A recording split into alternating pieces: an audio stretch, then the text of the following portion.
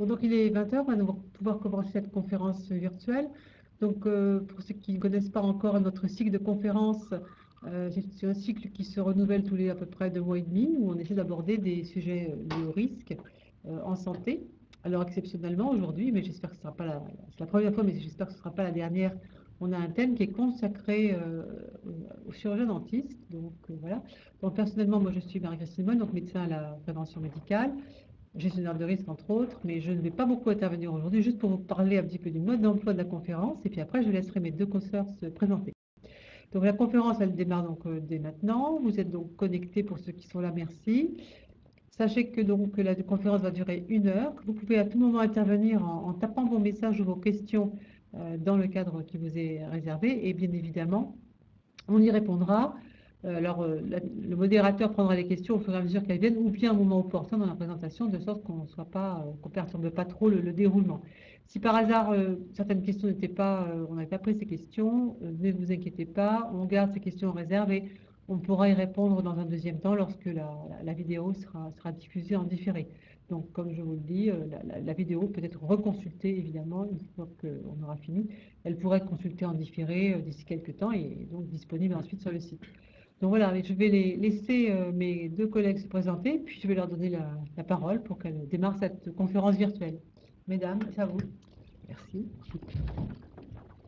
Bonjour, je suis Elena de Harvan et puis nous avons le plaisir, donc chirurgien dentiste à la MACSF, et nous avons le plaisir d'accueillir Scarlett Agbogodo, stomatologue à l'hôpital Pitié-Salpêtrière. Je vais vous laisser vous présenter et puis nous dire dans quelle mesure vous êtes confronté justement à ce problème de détection des cancers de la cavité buccale.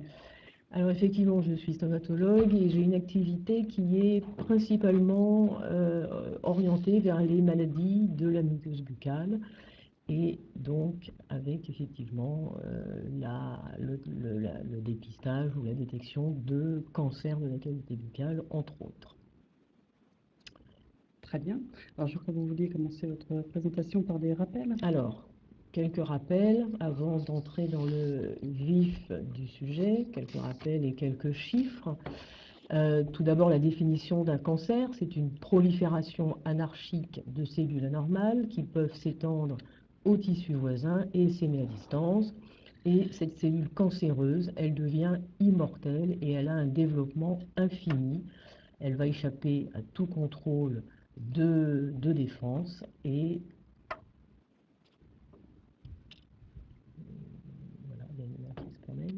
voilà.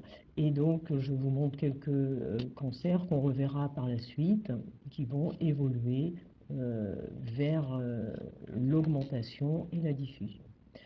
Voici par exemple une jeune femme qui a consulté parce qu'elle avait un aft, entre guillemets, qui ne guérissait pas depuis plusieurs mois et qui était de toute évidence un carcinome épidermoïde. Donc ce cancer, il n'a aucune tendance à la régression et encore moins à la guérison spontanée. Il va s'étendre progressivement et relativement rapidement. Les cellules cancéreuses ont un taux de renouvellement assez rapide. Il va envahir donc localement les tissus avoisinants, puis essaimer par les ganglions et donner des métastases ganglionnaires, puis à distance.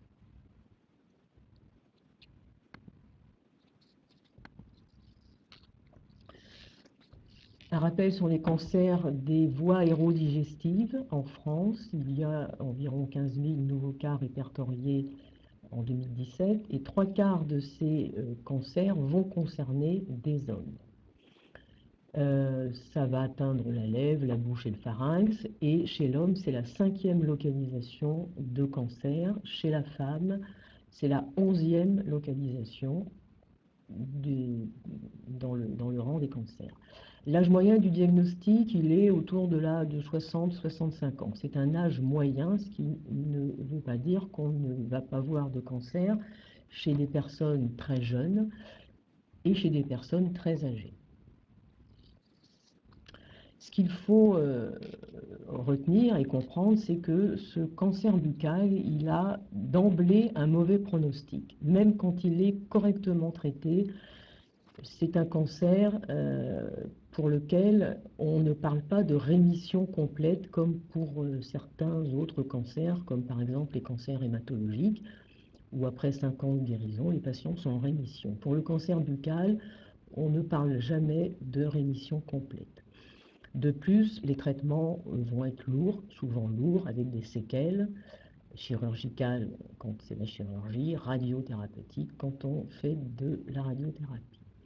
Ce sont également des patients chez qui on va avoir un retentissement social important, professionnel, d'où l'intérêt d'un diagnostic très précoce au stade de petite tumeur. Et quand on regarde les taux de survie à 5 ans, on voit que pour la langue, le taux de survie est très mauvais chez les hommes, 35% et 53% chez les femmes. C'est un peu meilleur, mais c'est quand même pas très bon. Pour l'oropharynx, c'est similaire. Et quand on regarde le taux de survie, le pronostic pour les lèvres, on s'aperçoit que là, il est excellent. Donc, pour la cavité buccale, il y a vraiment un problème de diagnostic qui n'est pas fait assez rapidement. Ces cancers dans la cavité buccale, ce sont dans 90% des carcinomes épidermoïdes. Et les autres formes histologiques sont beaucoup plus rares, voire exceptionnelles, comme le mélanome malin ou des métastases. Et donc voilà un chiffre qui est inquiétant ou étonnant, c'est que 70% des cancers de la cavité buccale sont diagnostiqués à un stade tardif et un stade T3, T4. Alors justement, est-ce que vous pourriez nous donner les différents stades Alors le stade T, c'est la codification de la taille de la tumeur au moment du diagnostic, donc il y a 4 degrés. T1, c'est moins de 2 cm, donc sa plus grande largeur. T2, c'est de 2 à 4 cm. T3, c'est plus de 4 cm, comme ici par exemple. Ici, vous avez cette énorme tumeur. Si on la mesure dans sa totalité, elle fait plus de 4 cm de diamètre. Et T4, c'est quand cette tumeur a atteint des structures avoisinantes. Et est-ce qu'on connaît les délais dans lesquels on passe d'un stade à un autre ou la vitesse d'évolution des différents cancers? Alors, ceux-là, on ne les connaît pas puisque quand on voit un cancer, on ne sait pas depuis quand il évolue. C'est très variable selon les patients. C'est difficile. C'est difficile. Ça peut prendre plusieurs mois d'évolution avant d'arriver à ce stade, en tout cas. Et à votre idée, quelle est la cause pour laquelle on a un si fort taux de diagnostic tardif? Alors, il y a probablement plusieurs causes. Je pense que j'ai essayé de les résumer sur cette diapo. Il y en a probablement d'autres. Donc voilà de nouveau un énorme cancer chez une personne relativement jeune. On voit au tissu cutané que cette personne est jeune. Les causes sont probablement liées en partie au patient, avec un déni, une crainte de ce cancer. Pour certains, une difficulté d'accès aux soins, pour des causes diverses. On verra qu'il y a certains terrains particuliers pour la survenue de ces cancers buccaux. Et malheureusement, il y a des causes qui sont liées aux praticiens. Ça, c'est quelque chose, malheureusement, que l'on voit, soit par méconnaissance de ces maladies, soit par défaut d'examen clinique, tout simplement. Parce que la plupart des cancers sont visibles. Tous les cancers sont visibles. Il n'y a pas de cancer invisible.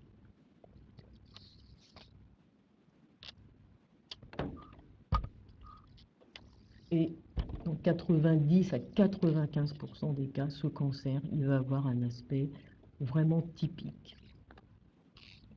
Vous voyez sur cette photo, il faut le chercher, il est caché, il est énorme, mais il est là. Et il ne devrait pas échapper à un examen de la cavité buccale. Ce carcinome épidermoïde de la cavité buccale a un facteur de risque bien connu, bien identifié. C'est le tabac en première place, en premier lieu, et l'association à l'intoxication éthylique potentialise ce risque. D'où, pour certains patients dont je vous parlais tout à l'heure, c'est des patients dans des états précaires socialement, etc., avec des cancers qui évoluent tranquillement vers des stades avancés. On a beaucoup parlé de l'HPV, qui est le papillomavirus, dont on connaît le rôle oncogène dans certains cancers, notamment du col, de l'utérus. Et on s'est posé la question de savoir s'il avait un rôle carcinogène dans les cancers de la cavité buccale, notamment chez les patients jeunes qui ne fument pas. Et son rôle n'a pas été prouvé pour la cavité buccale, alors qu'il est actuellement certain dans la survenue de certains cancers de l'amygdale et du pharynx. Le fait que le tabac soit un facteur de risque important explique que des patients vont avoir, dans 20% des cas, un deuxième cancer en même temps, ailleurs, dans la cavité buccale, dans une autre localisation, ou décalé dans le temps. Alors, quelques fausses idées reçues que je voudrais donner à nos consoeurs, confrères qui sont connectés, c'est qu'il y a des idées qui traînent et qu'on apprenait jadis et qui ne sont pas vraies. Le cancer buccal saigne au contact. On apprenait ça jadis, c'est pas vrai, ça ne saigne pas forcément au contact. Hein, c'est pas parce que ça ne saigne pas que c'est pas un cancer. Il est indolore, il peut effectivement être complètement indolore, mais il peut être très douloureux. C'est quelque chose que l'on voit. Il est induré, bien sûr, quand il atteint une certaine taille, un certain volume, évidemment qu'il est induré, c'est une tumeur. Mais un petit cancer n'est pas forcément induré tant qu'il n'a pas atteint les couches profondes de la muqueuse. Ne touche que les fumeurs, ça c'est bien sûr, c'est faux. Il y a des patients qui n'ont jamais touché une cigarette de leur vie et qui vont malheureusement avoir des cancers de la cavité buccale et ne touchent pas les sujets jeunes, ça je vous l'ai dit, c'est faux également. On a des patients extrêmement jeunes qui malheureusement ont des cancers de la cavité buccale. Ce cancer, il survient le plus souvent sur une muqueuse d'apparence saine. Il est mis entre guillemets parce qu'elle apparaît saine, mais on ne sait pas pourquoi. Elle n'est probablement pas si saine que ça, mais en tout cas visuellement elle est saine. Et on reviendra dessus après, dans certains cas, il est précédé par des lésions chroniques qu'on appelle maintenant des lésions potentiellement cancéreuses. Donc ce cancer, il est accessible à l'examen clinique. Ces lésions, en tout cas, sont accessibles à l'examen clinique et ça doit permettre un diagnostic précoce. Donc voici, pour illustrer toutes ces fausses idées, ce que je viens de vous dire, cette jeune femme consulte, elle a extrêmement mal ici.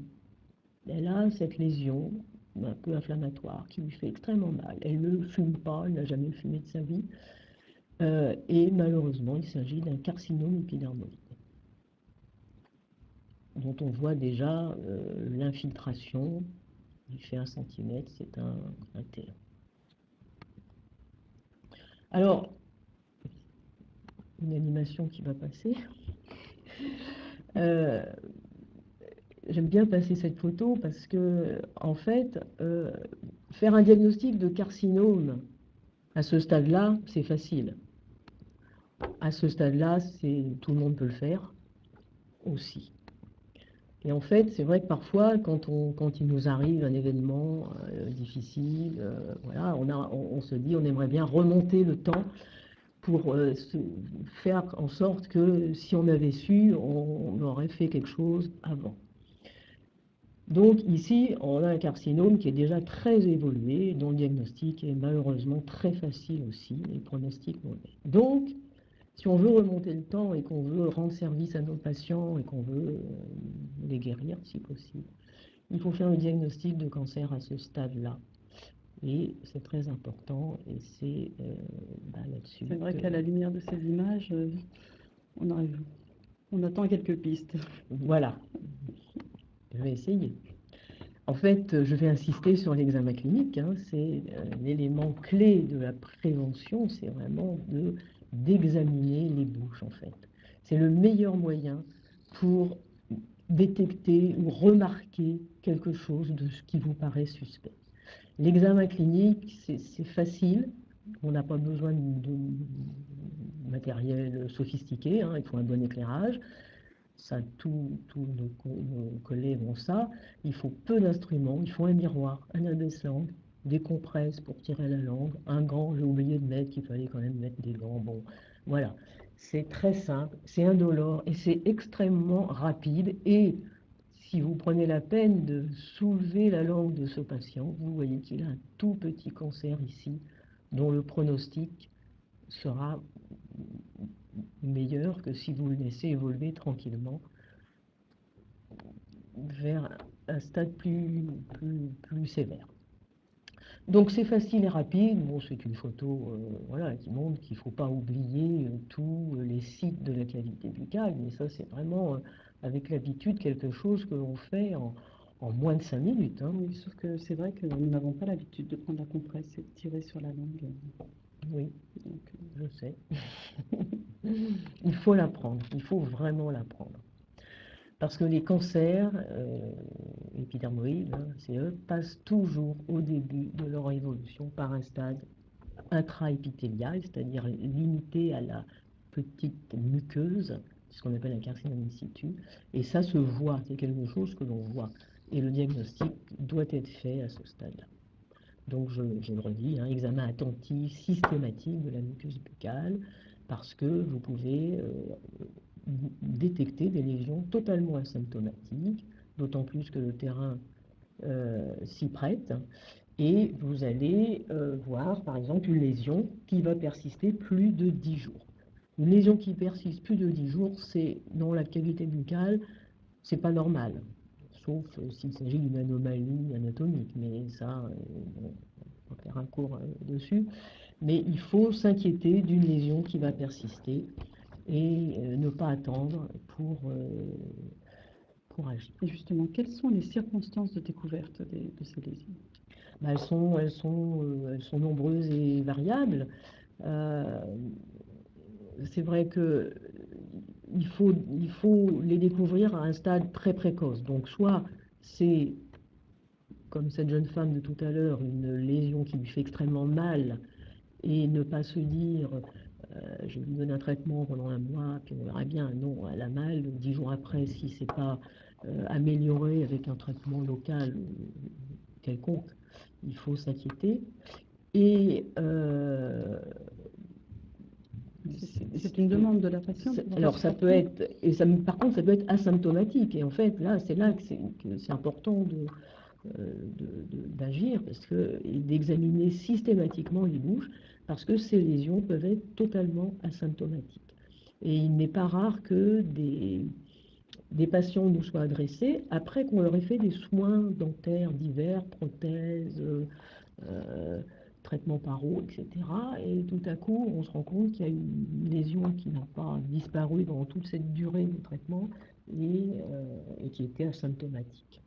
Après, quand il y a des signes de cancer évolué, là, ça devient plus évident. Hein. Ce sont des douleurs, ce sont des otalgies, des patients qui ne peuvent plus tirer la langue est fixée. Enfin, là, on est dans des diagnostics malheureusement évidents.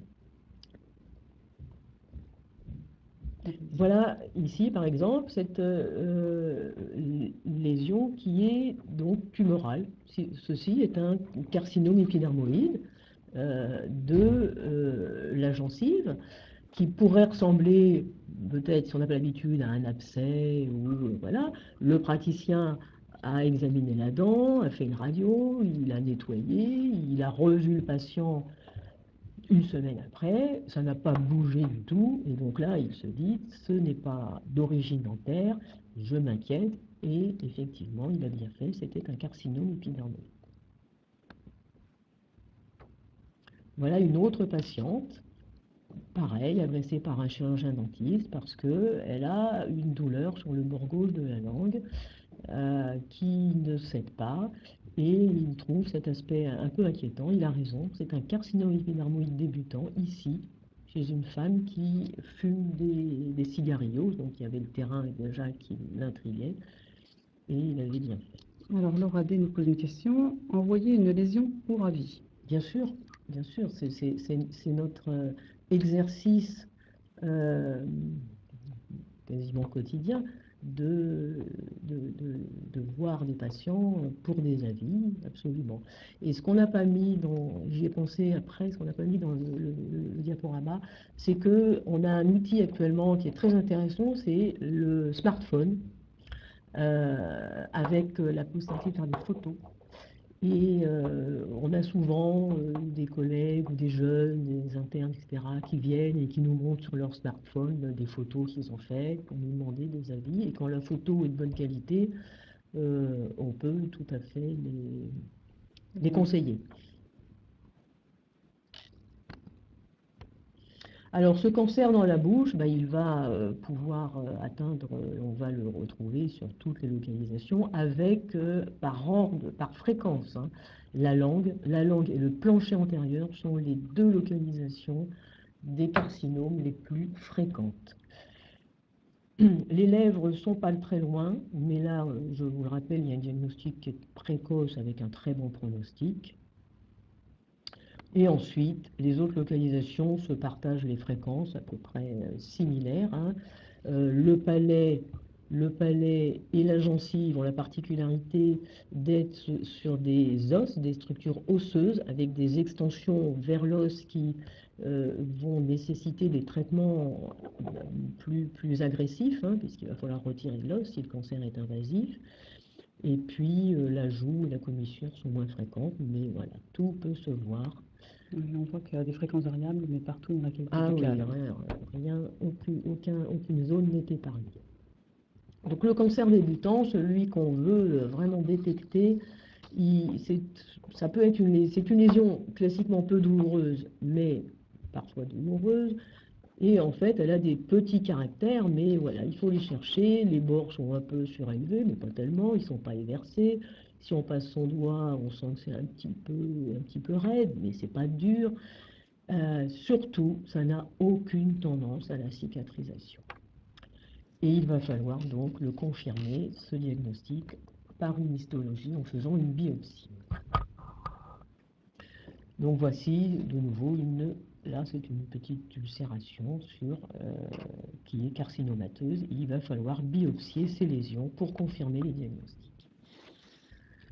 La biopsie, donc c'est un geste, enfin c'est un examen qui est obligatoire, hein, quand on a une suspicion de cancer. Il va falloir confirmer le diagnostic, même s'il est évident, c'est un intérêt médico-légal, et il faut une technique de prélèvement rigoureuse.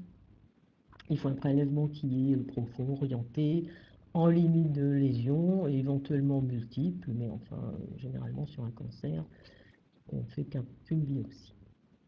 Alors nous, généralement, on fait la biopsie à la première consultation. On a comme ça un petit gain de temps, hein, parce qu'on va enclencher tout de suite, dès qu'on a cette suspicion, ce qu'on appelle un bilan d'extension. Le patient va être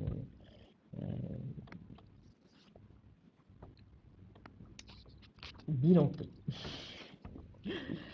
Donc on a fait notre biopsie et j'avoue personnellement, quand le diagnostic me paraît évident, je les prépare tout de suite à malheureusement cette éventualité sans forcément prononcer le mot. Mais il va falloir lui annoncer avec le résultat de cette biopsie le diagnostic de cancer. Alors il y a eu des recommandations faites par l'INCa en 2005, hein, donc cette annonce nécessite une consultation qui est longue et spécifique. Voilà, donc il y a un dispositif d'annonce organisé qui est mis en place dans les établissements, donc nous dans le service, il y a une consultation dite d'annonce où le patient, pendant laquelle le patient a rendez-vous et on va lui annoncer et surtout on va tout de suite lui expliquer tout ce qui va découler de ce diagnostic. C'est-à-dire qu'on ne lui dit pas vous avez un cancer et puis on va s'occuper de vous dans tant de jours. Tout de suite, il sait qu'il va avoir un bilan d'extension, il va avoir l'explication d'une éventuelle opération ou d'un éventuel traitement, etc. Donc ça demande une coordination interprofessionnelle. Il peut y avoir l'entourage aussi qui peut être présent, etc. La question qu'on nous pose souvent, c'est quand on a fait une biopsie au cabinet ou voilà, dans une structure où on n'a pas de centre ou de service de traitement des cancers.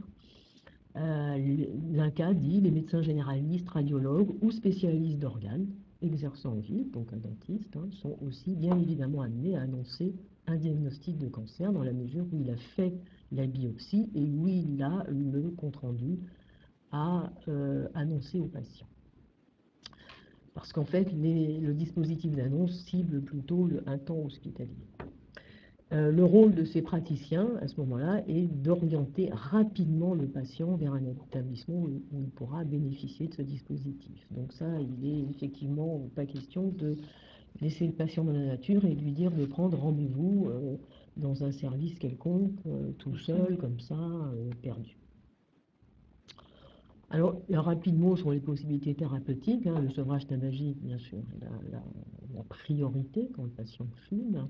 Ensuite, les indications vont dépendre du stade T de cette tumeur, de sa taille, de son extension ganglionnaire, des éventuelles métastases, du terrain, de l'âge, etc., des comorbidités. Et le but du traitement, c'est bien sûr de contrôler et de supprimer cette extension tumorale. Alors, les décisions de traitement, elles sont pas prises comme ça par des gens dans leur box de consultation. Ce sont des décisions pluridisciplinaires. On appelle ça une réunion de concertation pluridisciplinaire. Dans laquelle il y a un chirurgien, le plus souvent un chirurgien, un radiothérapeute, un oncologue, une assistante sociale, un praticien dentiste, il faut remettre en état la cavité buccale, une diététicienne, etc., etc. Il y a beaucoup de monde dans ces RCP et c'est la RCP qui va valider l'indication thérapeutique. Donc voici des séquelles post-thérapeutiques de cancers qui ont été diagnostiqués et traités à des stades déjà, je pense, très avancés. Parce que l'intérêt de la détection précoce de ces cancers de petite taille, c'est déjà d'améliorer le pronostic de survie de ces patients, mais c'est aussi de réduire au maximum ces séquelles post-thérapeutiques. Parce qu'un petit cancer, comme je vous ai montré, qui est opéré, un T1 qui est opéré, le patient va avoir très peu de séquelles, même quasiment aucune séquelle chirurgicale. Peut-être une cicatrice de curage cervical si on a fait le curage, ce qui n'est pas systématique, mais vraiment des séquelles très limitées. Alors que sur des cancers plus évolués, on a des séquelles chirurgicales avec des lambeaux, des chirurgies lourdes, des douleurs, des patients qui perdent des dents, qui perdent des morceaux de mâchoire. Voilà. Et s'ils sont irradiés, parce que parfois la radiothérapie fait suite à ces traitements chirurgicaux, pour compléter, ils ont les séquelles radiques, telles que la xérostomie, les mycoses, les caries, l'ostéoradionécrose, etc., sans parler du retentissement psychologique qu'entraînent ces séquelles. Là, on a vu, à mon avis, le cas des cancers, des petits cancers sur muqueuse de Mersenne, facile pour moi à détecter. C'est un peu plus compliqué quand ces cancers surviennent sur des lésions préexistantes qu'on appelle à potentiel cancéreux. C'est ce qu'on appelait avant les lésions précancéreuses, définies par l'OMS comme des altérations tissulaires au sein desquelles le cancer apparaît plus souvent que dans le tissu normal homologue. Bon, on comprend ce que ça veut dire. Et en fait, ça n'est pas très simple dans la muqueuse buccale. Enfin, l'OMS fait des réunions de travail de temps en temps. Les derniers travaux remontent à 2007. Ils ont décidé de changer le nom On appelle ça maintenant des affections potentiellement malignes. Je trouve que c'est un peu long, enfin bon. Parce qu'effectivement, quand on dit précancéreuses, ça veut dire qu'elles vont devenir cancéreuses. Or, je vais vous le redire après, dans la majorité des cas, elles ne développent pas de cancer. Donc elles ont un potentiel cancéreux, mais assez faible. Alors ce que nous dit l'OMS, c'est qu'aucun marqueur dans ces lésions ne permet de prévoir la transformation maligne. Donc là, on a déjà une difficulté. Ils disent que le traitement de ces lésions devrait être chirurgical. On va voir que c'est difficile. Et ils disent qu'on ignore si le traitement chirurgical ou de ces lésions permet réellement d'éviter la survenue d'un cancer. Donc on est quand même dans un flou sur ces infections, parce qu'en fait, personne ne sait vraiment ce qu'il faut faire. Alors, quel est l'intérêt du diagnostic des lésions potentiellement cancéreuses? C'est vrai, on se dit, après tout, elles sont potentiellement cancéreuses, il n'y a qu'à les traiter, et on évitera l'apparition d'un cancer. J'ai mis un point d'interrogation parce que, malheureusement, le traitement de ces maladies n'est pas forcément la garantie d'éviter l'apparition d'un cancer, et surtout, on va le voir, on ne sait pas vraiment bien les traiter. Donc on en est à surveiller, en fait, ce qu'on fait, c'est qu'on surveille pour détecter et traiter précocement ce cancer. Et c'est là que ça devient peut-être un petit peu plus complexe, hein, puisqu'on examine nos patients. Je le répète, hein, le cancer apparaît le plus souvent sur une muqueuse saine. Ça, c'est sûr et certain. Et effectivement, 20% vont se développer sur des lésions qui sont préexistantes. Et là, par exemple, ce patient qui a une plaque blanche, hein, je vais vous dire qu'il s'appelle une leucoplasie, ici, il a un cancer. Et de même, celui-ci, qui a cette espèce de plaque blanche, ici, il a un cancer. Donc c'est en surveillant ces patients qu'on va essayer d'intervenir, en fait, avant que ce ne soit cancéreux. Alors ces lésions à potentiel cancéreuses, donc sont des lésions muqueuses, bien sûr, localisées, mais diffuses ou diffuses, le plus souvent blanches, hein, rouge ou brune, mais le plus souvent blanches. Elles sont chroniques et elles vont intéresser tous les sièges de la cavité buccale.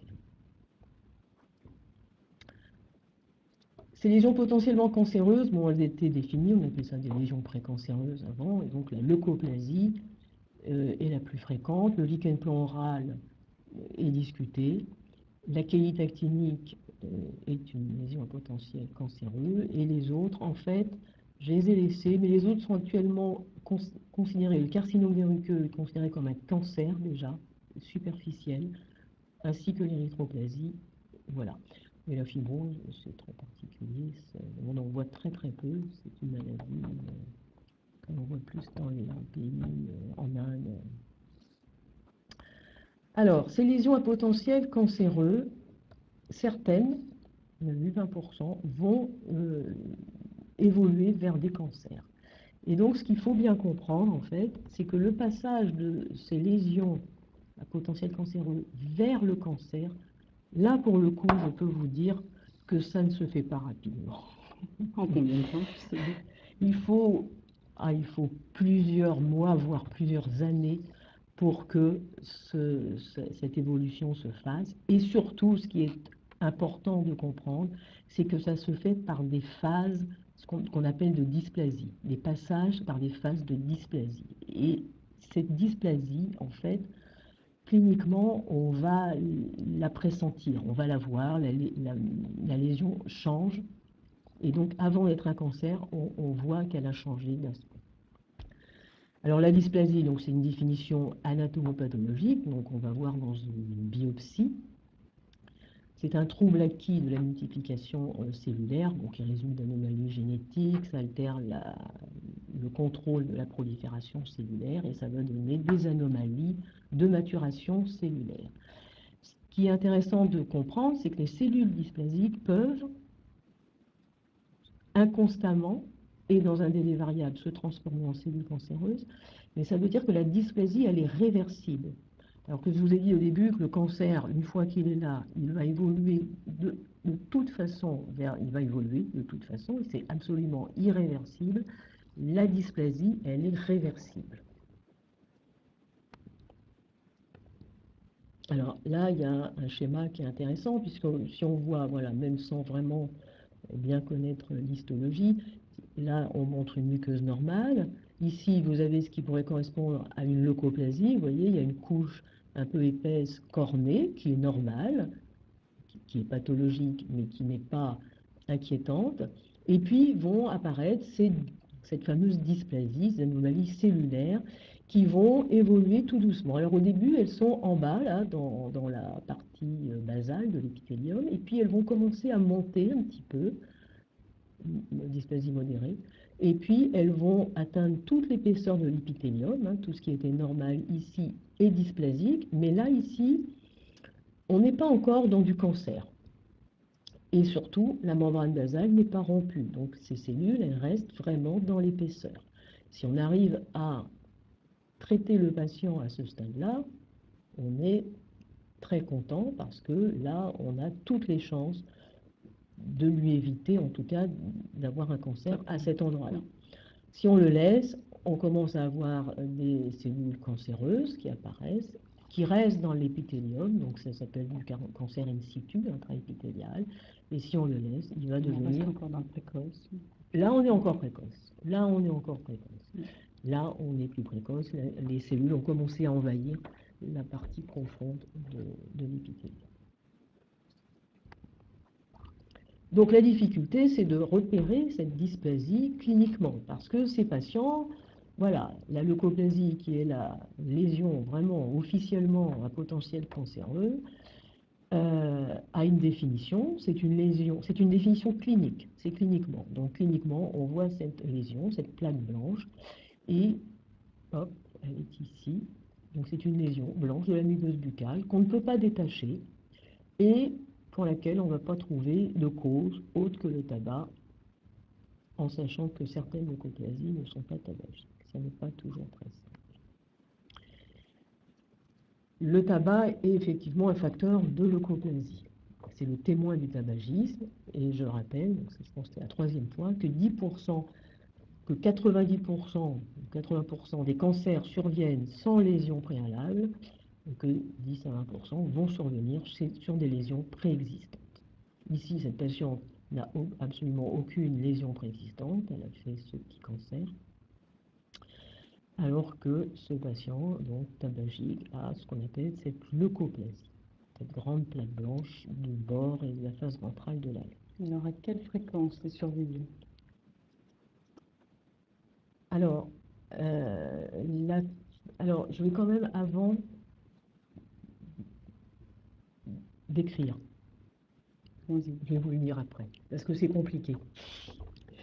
Donc le tabagisme donne des leucoplasies, bon, certaines leucoplasies sont particulières. Le tabac chiqué, le patient qui met sa chique dans le vestibule, ici, souvent elles disparaissent quand il arrête.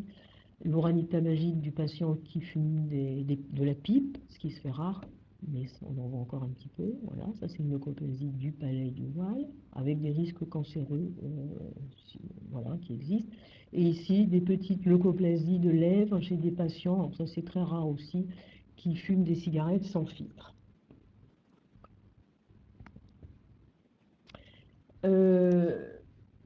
Donc voilà, je vous ai défini la leucoplasie, et la complexité, c'est de comprendre où est cette dysplasie. Est-ce qu'il y en a? Peut-être qu'il n'y en a pas, mais est-ce qu'il y en a, et qu'est-ce qu'on va faire?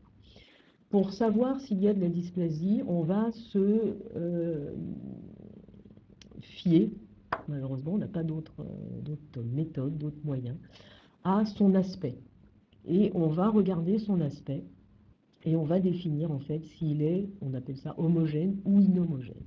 Et ici, alors que cette leucoplasie était très étendue, un petit peu surprenante, hein, elle pourrait être inquiétante, en fait elle est très homogène, elle est de surface identique, elle a la même couleur partout, etc. On va préciser sa taille, bien sûr, et on va préciser aussi son siège. Je vais vous dire pourquoi. Alors, ce qu'on appelle inhomogène, c'est ça. C'est une plaque blanche qui est là, alors que celle-ci est petite. Elle est franchement inhomogène, puisqu'on ne voit plus bien ses limites. On voit des zones un peu plus érythémateuses, on voit des zones un peu plus épaisses, etc. Alors que celle-ci, qui est très étendue, qui est un peu étonnante, hein, c'est une grande plaque blanche, elle est très homogène et elle n'a pas de caractère inquiétant à première vue. Donc, nous, ça va être la première chose à analyser, c'est son état de surface, ses bords, son épaisseur, etc. Parce que il va falloir donc, parce qu'en fait, quand elle est inhomogène, ce qu'on suspecte, c'est qu'elle est déjà arrivée dans un état de dysplasie, et peut-être sévère, et peut-être déjà un petit cancer in situ. Et donc, il va falloir biopsier. La biopsie va être fondamentale sur ces aspects inhomogènes. Et justement, alors là, où faire la biopsie? Alors, c'est là que c'est important d'analyser son aspect. Vous voyez, là, ici, la plaque est blanche, et on voit au milieu cette zone un petit peu rouge, hein, et peut-être déjà un petit peu épaisse. Et il va falloir biopsier en plein dedans. Parce que ce qui nous intéresse, c'est de savoir ce qui se passe là. Est-ce que c'est de la dysplasie sévère? Est-ce que c'est déjà peut-être un petit cancer débutant? Ici, c'est également important, cette leucoplasie. Vous voyez, elle n'a pas de bord, elle a plein de petites mottes, etc. Il va falloir biopsier dans une zone où on va avoir une petite plaie ou voilà, une activité qui nous paraît anormale. On peut en faire plusieurs. Il est possible d'en faire plusieurs si on a vraiment une inquiétude sur cet aspect. Voilà, là, par exemple, cette patiente avait une leucoplasie et tout à coup sont apparues des zones plus inflammatoires, plus rouges, même douloureuses. Et donc, il fallait biopsier là, et malheureusement, c'était du carcinome in situ. Donc, il y a l'aspect homogène-inhomogène. Il y a deux autres caractères qui sont importants à préciser. Il y a un caractère qui est très important, c'est le siège. Parce qu'on a vu tout à l'heure que les cancers les plus fréquents, les localisations les plus fréquentes sont la langue et le plancher. Donc une leucoplasie qui va siéger sur ces deux sites va retenir toute notre attention et toutes nos craintes dans la surveillance. Car on sait qu'ils ont un potentiel évolutif plus important à cause de ces cancers plus fréquents. La taille, c'est aussi important puisque l'OMS nous dit qu'il faut les opérer, mais voilà, l'opération a ses limites et des grandes leucoplasies ne seront pas forcément accessibles à un traitement chirurgical simple et non invasif. Le traitement de la leucoplasie, c'est bien évidemment si le patient fume, il faut qu'il arrête de fumer. Et soit la leucoplasie disparaît, soit malheureusement elle va persister. Et souvent elle persiste, mais bon, pour rester un peu optimiste, je vous ai mis chez ce patient qui fumait une leucoplasie qui a disparu à l'arrêt du tabac. Il y avait cette leucoplasie ici du plancher antérieur, donc vraiment le tabagique. Il a réduit rapidement sa consommation sans l'arrêter complètement, et 2 mois après, la leucoplasie avait très bien diminué en tout cas. Et après plusieurs mois de sevrage un peu difficile, il a arrêté de fumer complètement et sa lésion a disparu. Malheureusement, parfois, elle persiste. Alors, si elle persiste, qu'est-ce qu'on va faire? Si on peut l'opérer parce qu'elle est de petite taille, ou si dans la biopsie on a trouvé de la dysplasie selon son degré, il va falloir bien évidemment débarrasser le patient de cette leucoplasie par un geste chirurgical. Malheureusement, les récidives sont fréquentes, c'est vraiment une maladie muqueuse, hein, il n'a pas arrêté de fumer, et voilà, si on retire cette leucoplasie, très souvent, j'ai pas les chiffres, mais souvent elle récidive.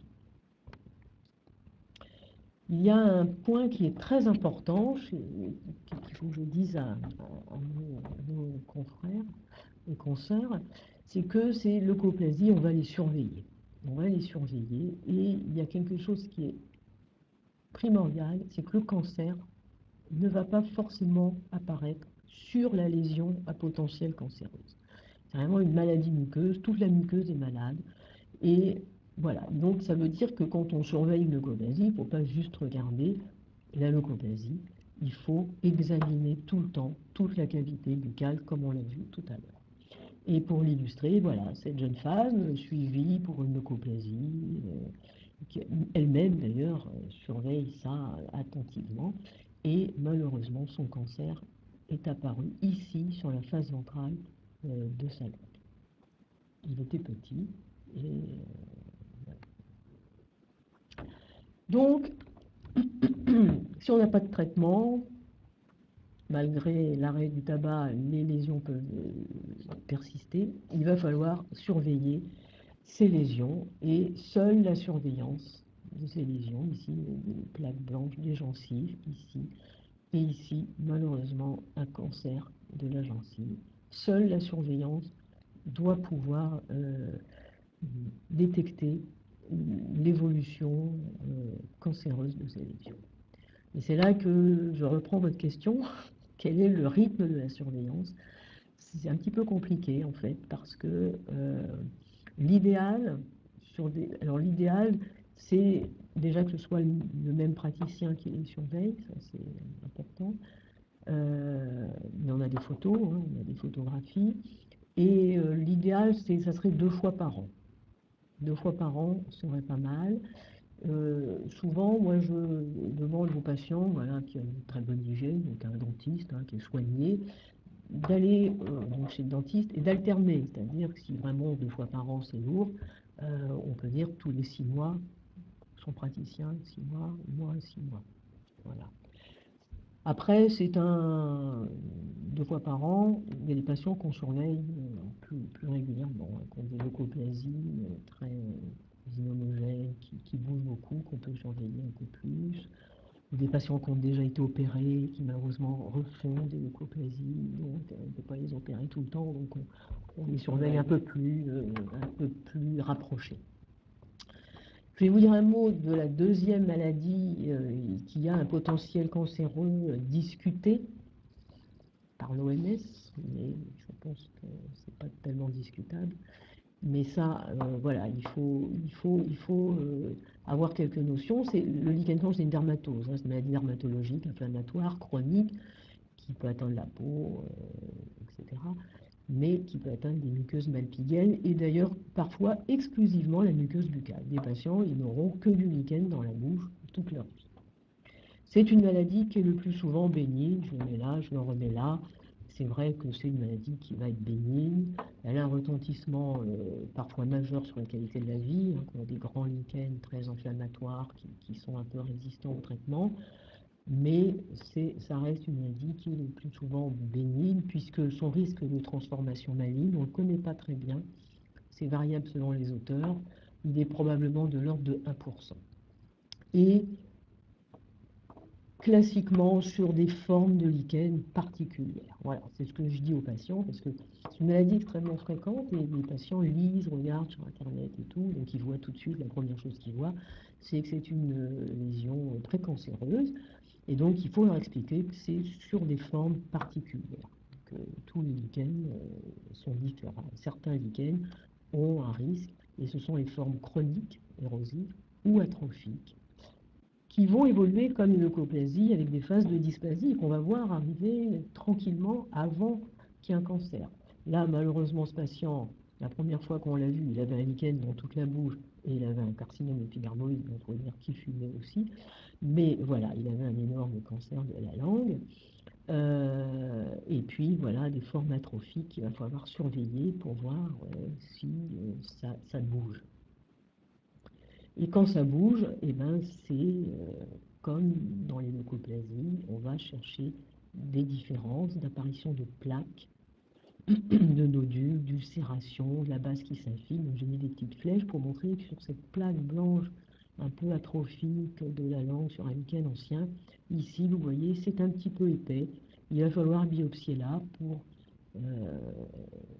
être sûr qu'il ne s'y passe rien ou malheureusement mettre en évidence un début de cancer. Et puis un mot sur la qualité actinique chronique. C'est vrai qu'on en voyait pas beaucoup jadis, on en voit plus maintenant parce qu'il y a un vieillissement de la population et ce sont des lésions chroniques que l'on voit chez les personnes qui ont été exposées aux ultraviolets, donc des professions exposées, mais pas uniquement, hein, les femmes qui aiment beaucoup le soleil, hein, à un certain âge, la peau a souffert. Il peut y avoir une intoxication tabagique. Et donc cette kéylite, elle va donner des plaques un peu nacrées qui desquament, un peu épaisses qui desquament. Et puis vont apparaître dessus des petites lésions. Et vous voyez pourquoi le pronostic des cancers de la lèvre sont excellents, parce que ça, on ne va pas le laisser évoluer pendant des mois pour avoir un énorme cancer. Donc, c'est accessible à des chirurgies moins délabrantes. Alors, la verminectomie, c'est le traitement de la chélite actinique chronique avant cancer. C'est avant le cancer, donc on retire toute cette plaque blanche, c'est chirurgical, mais là, pour le coup, ça met à l'abri d'une évolution cancéreuse. Donc, en conclusion, ces carcinomes buccaux, alors le diagnostic précoce est le seul gage, en tout cas un des principaux gages d'efficacité dans le traitement de ces maladies, avec un traitement moins délabrant, moins invasif. La prévention est essentielle puisque le tabac reste quand même le facteur de risque majeur de ces carcinomes. Après, en dehors du tabac, c'est effectivement la vigilance de l'examen clinique, la détection des petites lésions qui ne guérissent pas, qui traînent un petit peu. Et pour les lésions à potentiel cancéreux, le rythme de la surveillance, il est compliqué, mais l'idéal, c'est de ne pas dépasser l'année, ça c'est sûr. Et puis, il y a une espèce quand même d'éducation des patients, parce qu'eux aussi voient leurs lésions, hein, ils les regardent, alors sans les inquiéter, mais voilà, en leur disant que si, moi je leur dis, si vous voyez que quelque chose bouge maintenant, vous venez, mais je vous vois tout de suite, et voilà, il y a un climat aussi de confiance qu'il faut, et ils ne nous dérangent jamais, ces patients, et nos consoeurs et confrères ne nous dérangent jamais quand ils sont inquiets sur des lésions.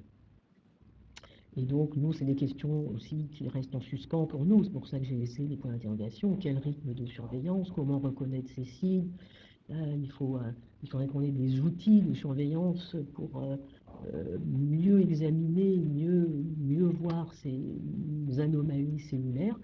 Et puis, quel traitement? On n'a pas la réponse, hein. La chirurgie n'est pas le traitement idéal, mais il est indiqué quand les lésions commencent à bouger. Et écoutez, je crois qu'il y en a encore une, parce que quand même, il faut la montrer. Écoutez, merci beaucoup pour cet éclairage. Et puis, alors, donc, pour conclure, est-ce que vous pourriez nous donner, pour ceux qui veulent en savoir plus, quel type de formation, comment en savoir un peu plus sur le sujet? La formation. Alors, je pense que maintenant, actuellement, nos jeunes confrères et consoeurs qui finissent leurs études ou qui sont encore étudiants, je crois que c'est quelque chose qu'on leur apprend maintenant. Vraiment, ça se développe beaucoup, hein, d'examiner les qualités buccales. Sinon, nous, comme formation, on a un enseignement d'un diplôme universitaire, interuniversitaire, avec la faculté de Tours, de pathologie de la muqueuse buccale, que certains appellent dermatologie buccale. Voilà, c'est un terme que nous, on n'emploie pas parce que je ne suis pas dermatologue. Mais il y a des dermatologues qui maintenant se spécialisent un peu dans cette pathologie également. Voilà, donc ce diplôme il est que vous avez brillamment obtenu, je crois. me souvenir. Et il est ouvert à tous. Oui, il est ouvert à tous. Il est ouvert à tous, surtout médecins, chirurgiens dentistes, internes, ORL, toute spécialité. On a eu des ORL, on a eu un médecin généraliste qui l'a fait.